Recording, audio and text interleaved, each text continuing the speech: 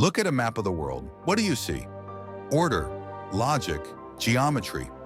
Especially in places like Africa, the Middle East, or North America, you see long, perfect straight lines dividing nations. To a mathematician, a straight line is the shortest distance between 2 points. It is efficient, it is clean.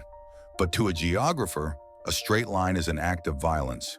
Nature does not make straight lines. Rivers curve, mountains fold, coastlines fracture. When we force a straight line onto a rugged planet, we aren't just drawing a border, we are fighting the Earth itself. Today on Behind the Grid, we explore the curse of straight lines and why the map is not the territory. The obsession with straight borders isn't about geography, it's about laziness and power. In the late 19th century, European diplomats gathered in Berlin to divide Africa. They didn't visit the lands they were dividing. They didn't speak the languages. They stood over large paper maps with pencils and rulers. They drew lines across deserts, lakes, and tribal homelands. Why? Because on paper, a straight line is easy to define. Latitude X, longitude Y, simple. But they ignored a fundamental rule of geodesy. The Earth is not flat. When you try to draw a straight line on a sphere, things get complicated.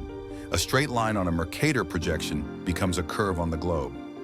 These lazy lines created centuries of conflict, splitting communities and trapping resources. But sometimes the engineering challenge is even stranger than the politics.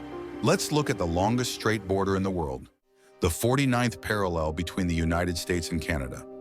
On a map, it looks like a perfect horizontal cut, but on the ground, it is a massive engineering project known as the Slash.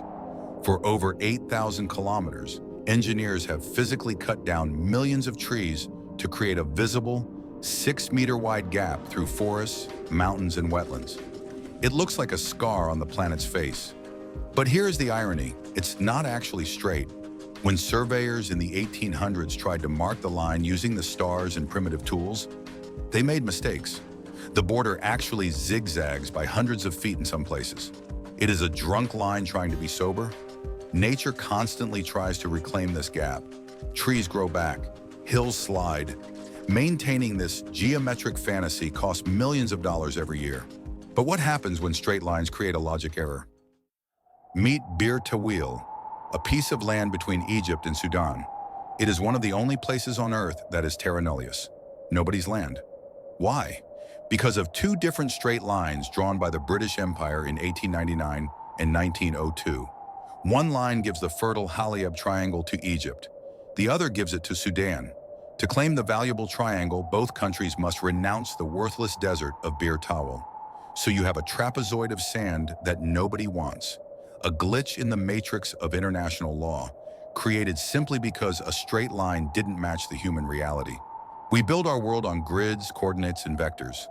As engineers, we love precision, but the planet is organic, chaotic, and fluid. Every straight border is a reminder of the tension between the map we imagine and the world we live in. Maybe it's time to stop looking at the lines and start looking at the land underneath. I'm Dennis, and this was Behind the Grid.